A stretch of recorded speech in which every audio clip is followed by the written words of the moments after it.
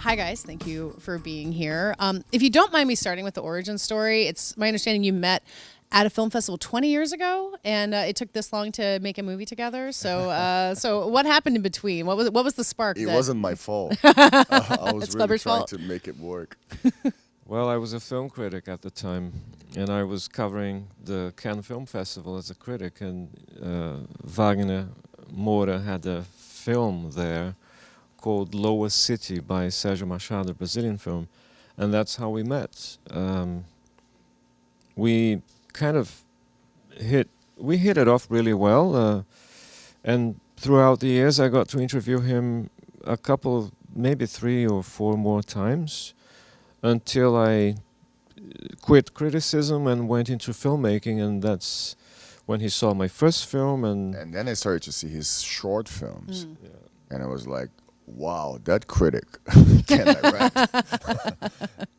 But then I saw his first feature film. Yeah. It's a film called Neighboring Sounds. I don't know if you've seen it. It's like one of the greatest films I have ever seen. Yeah. And then from that day on, I became like fascinated by Kleber, and then I saw Aquarius and Bacurau, but what really put us together actually was politics, because in Brazil from 2018 till 2022, Brazil was under a very bad moment, and whoever was vocal against what was going on there suffered lots of consequences. So myself and Kleber had lots in common in that sense. So I think that the genesis of the Secret Agent comes from that time. Yeah. I also think that, I mean, you know so many great people in the business, you know so many great actors, but it takes a while to get something going in terms of writing a script, and I think all of that added together explains how we ended up making the Secret Agent together. But I wrote it specifically for him. Yeah. Well, in that period you were talking about in 2018 to 2022, Wagner, I think you had said that, you know, you're working in the U.S. a lot, that it was hard to get things made in Brazil the way that you guys would both want to. So, Kleber, in that period, were you thinking like you're just going to wait it out and wait to be able to make a film like this? What was that time like for you of trying to get to the point of being able to make Secret Agent? It was a particularly tough time, a very dark moment in Brazilian society and politics, and all the funding, public funding for culture was basically slashed or sabotaged. So I invested a lot of time in making this little film called Pictures of Ghosts. Mm-hmm. I did a lot of research, and I looked at my own archives, and it was a very small project that kept me sane. But while I was working on that, I finally found the way to develop the script for The Secret Agent. So that little film led me to The Secret Agent, and they are very similar in heart, but not in style. Yeah. But one led to the other. Yeah. And I think a lot of people who see The Secret Agent don't realize there's going to be as much overlap with your other film about movie theaters. There's Very much. Yeah, it seems like it's still on your mind. There's a lot to work out there. So Wagner, in that period too, for you working, you know, kind of around the world, was it a hope in the back of your mind you could go back in Brazil and work? Did you think it would be possible? Absolutely, yes. Yeah. No, we were fighting back. All the time. In my film, I directed a film called Marighella, which is a film about the leader of the resistance, the armed resistance against the dictatorship. And the film was released in Berlin in 2019, and I fought a lot to have my film released in Brazil because the film was censored by the government, like in a very cynical way. Yeah. And then, but I was in that battle, and then the film was finally released in 2021. It wasn't easy. I could spend lots of time here just talking about how I got all day. how hardcore there was. But then we managed to do it, but also too, I spent many years doing Narcos, and then there was a pandemic, and then it dawned on me that I hadn't worked in Portuguese for 12 years. Yeah. Wow. And that was hard because I'm very connected to Brazil. I'm very connected to the politics, to the culture, to the people. So it was hard. So I couldn't have had a better way to come back than working It was with a Kleber. homecoming, wasn't it? Yeah. Well, this film is so inspired by this recent time you're talking about, but obviously it's set in 1997 or 1977, a really different period in Brazilian history, but clearly has some parallels to the present day. But so why did you want to go all the way to the past for this story that's so relevant to the present? I think my first desire was to do a thriller, and I would set it in the past, but not too far into the past. I mean, it can be done, but I went back to 77 because it's probably the first year that I remember. You know, I was 9 years old in 1977. But the big discovery I made while I was writing the script, I thought that I was writing a period piece, which it is, but then I came to realize that I was actually writing about contemporary Brazil, because many of the very backwards thinking that existed in the military regime somehow made it back to contemporary Brazil over the last 10 years. Yeah. A lot of the aesthetic, the way of thinking, the way of referring, the way of talking about, you know, the LGBT community, about women, the whole thing about racism in Brazil. So everything kind of came back 50 years ago, like it used to be 50 years ago. And once I realized that, I think the script just got stronger. You know? I kind of embraced what the situation is in my country. You know? So were you a 9-year-old obsessed with Jaws, as we sorry? see? Were you a 9-year-old obsessed with Jaws in 1977, as we see in this film? I am that boy, in Okay. fact. Yeah, because I did not get to see Jaws when I was a little kid. It was rated 14 in Brazil at the time, but I kept seeing the poster in you know, in lobbies in different cinemas and also in newspapers and magazines. And I became fascinated by the idea of the film and by the poster itself. So the little boy in the film is actually a memory that I have of myself. And of course, Jaws, the Steven Spielberg film, was a milestone, a cultural milestone in the 1970s all over the world, and definitely in Brazil and in Recife, which is, by the way, a coastal town. And we actually have a real life shark problem. Oh, so the shark in the movie, there's a shark that's possibly man-eating like Jaws. So that's real as well. Well, we have a real shark problem in Recife, and I thought that would only add, you know, truth to the whole, let's say, almost fairy tale aspect that is connected to the film, in terms of when we think about the hairy leg, which is in the film. Yeah, yeah. I don't know, for people who haven't seen it, I don't know how to explain the hairy leg exactly, but the levels of reality and fairy tale, like you said in this, it gets slippery. Sometimes it just goes back like and it's forth. happening right now all over the world. You know, we fair. don't know what's real anymore. Yeah. But the hairy leg was a code made up by journalists in the 70s. Every time something happened, usually violence, perpetrated by the police or the military police, they would use the code the hairy leg. The hairy leg attacked again last night, but everybody would know that it was the police. Yeah. So that's one way of dealing with censorship. Yeah. And the hairy leg just became an incredible urban legend in Recife, and it's part of my childhood, and I thought that I would finally get to do something with the hairy leg in this film, The Secret Agent, and I'm very happy. I love that sequence. Yeah, you know. it's pretty irresistible to get to bring something like that to life when you get the chance. Well, Wagner, you were saying you made a film set in this period as well. You fought to get it released, but with Kleber's films, it's different. It's not a direct retelling of history. It's a different version of that world. So, as an actor jumping into that, like what does it allow you to explore that you couldn't in your other film or any other film made about this period? I love this about the Secret Agent, because my film Marighella, it is indeed about someone who fought the regime and tried to overthrow the regime. My character in The Secret Agent is just a guy who is trying to stick with his values when everything around him says the opposite. Yeah. And that's something that's more common than actually what I did in film. Like most of the people in dictatorships are just trying to survive, and it's weird and it's horrible when just to be who you are becomes dangerous. Just to behave the way you think it's right becomes dangerous, and that's what happens to him. Yeah.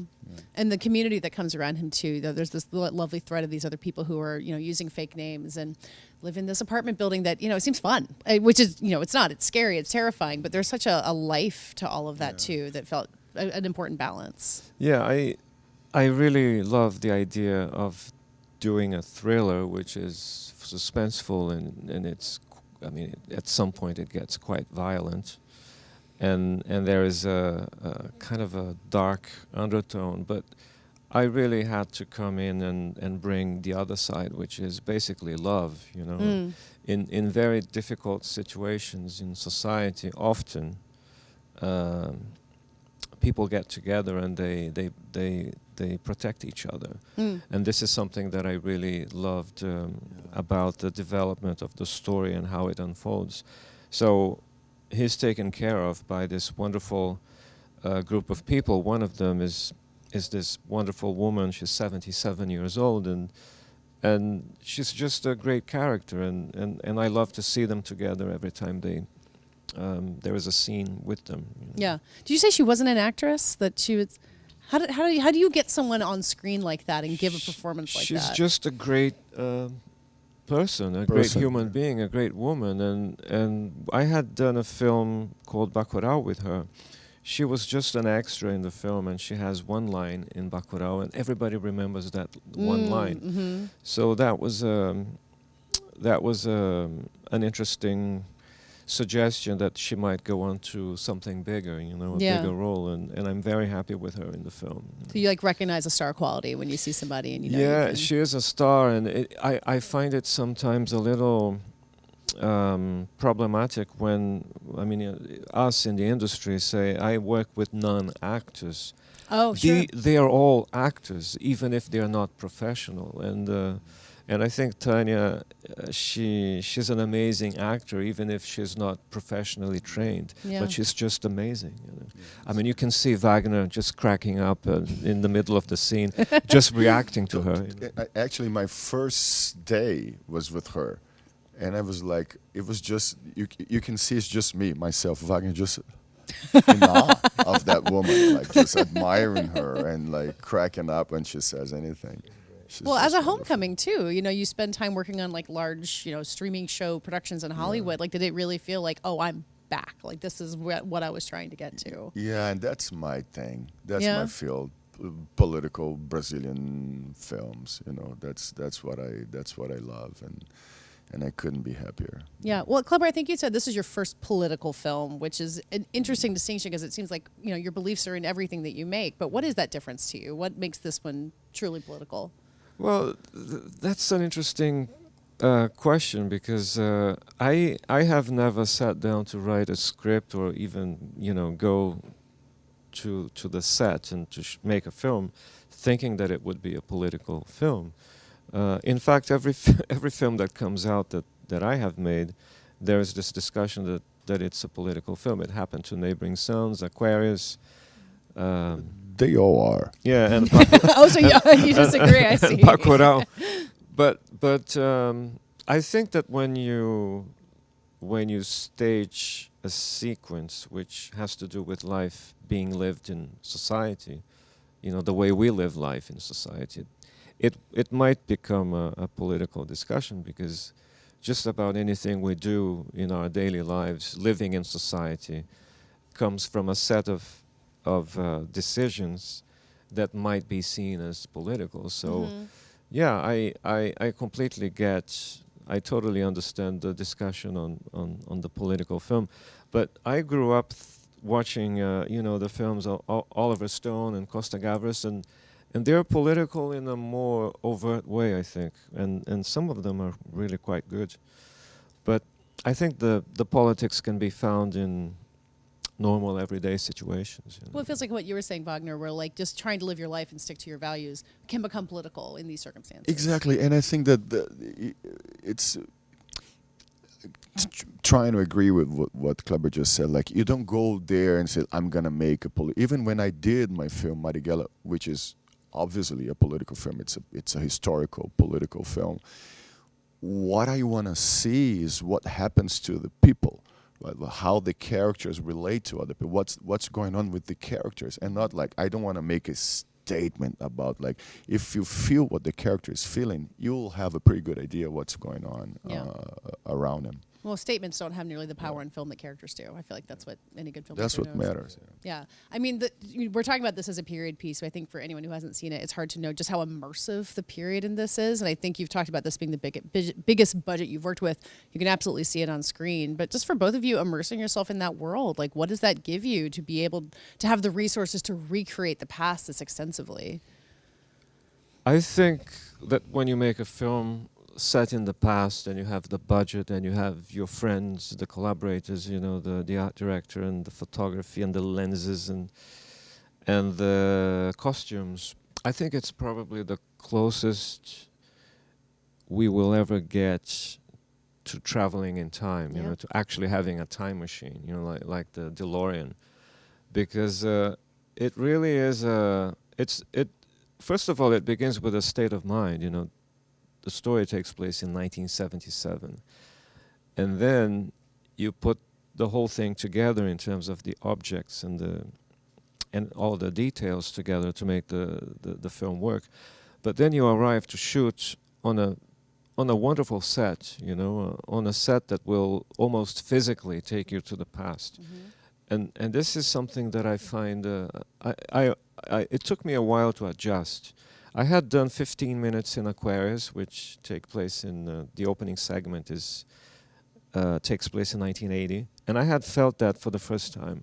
But now with The Secret Agent, it felt very strong in terms of, this is probably the closest I'll ever get to using a time machine. Yeah. It's a fascinating moment. You know. Well, in Wagner, it's a period you don't remember exactly, but it's close enough to... But you might remember from childhood. Is it even more time travel-y to? Oh no, absolutely. And then, like I said, I had just directed a film about that time, so I was pretty much into very immersed, very immersed in that. But beyond that, like, I have pretty strong memories of all that because of photograph albums of my family, and I remember the way the shirts that I used with like button shirts, like where they sort of like open this up like this a little bit, like that's how man used. My father used to have shirts like that, and he used to put his pack of cigarette in his left pocket. Exactly. Why didn't they button their shirts? Do men button their shirts more now? It was like that was how they did back then. I think I asked that question looking at old photographs. Why are all the men was like sort of unbuttoned, like hot, maybe? lots of hairy chests out there, and so it brought me a very emotional memory of my family of a time, because the dictatorship was won in 77, but even after 85 and everything sort of ended, we could feel the echoes of the dictatorship. It didn't end like that. Yeah. You know, so I remember like at my place, everybody would say like things like, don't say this. You know? Like we wouldn't say shit out loud. Mm-hmm. You know, even after it opened. Yeah. You know, it's a scar that is still healing. Yeah. You know, and it's interesting because this is a film about memory and like we said in the beginning, Brazil had this thing called the Amnesty law, where when they opened up for democracy, all the torturers, killers, kidnappers, everything that they did, they forgave themselves, right? And then that was a horrible thing for the country. Hadn't we had that, a man like Bolsonaro would never have been elected in Brazil, you know. And I think that, and I'm very happy and proud that right now Brazilian democracy is sort of a template to the world, because we are doing the right thing since the beginning. You know, like we are really putting that guy who committed crimes against democracy trial, in judging him and putting in a trial in him, and he's going to go to jail, and that's going to open an incredible template for what has to be done in terms of attacks on democracy in the world. We're incredibly proud of Brazil right now. Yeah. I mean, I know we're in Canada right now, but I assume you're hearing from a lot of Americans who are just like, "Hey guys, how did you figure things out? Can you give us a roadmap for getting out of things?" So thank you for making a movie that gets us there, I guess. Thank you very much. Yeah, and thank you guys for being here.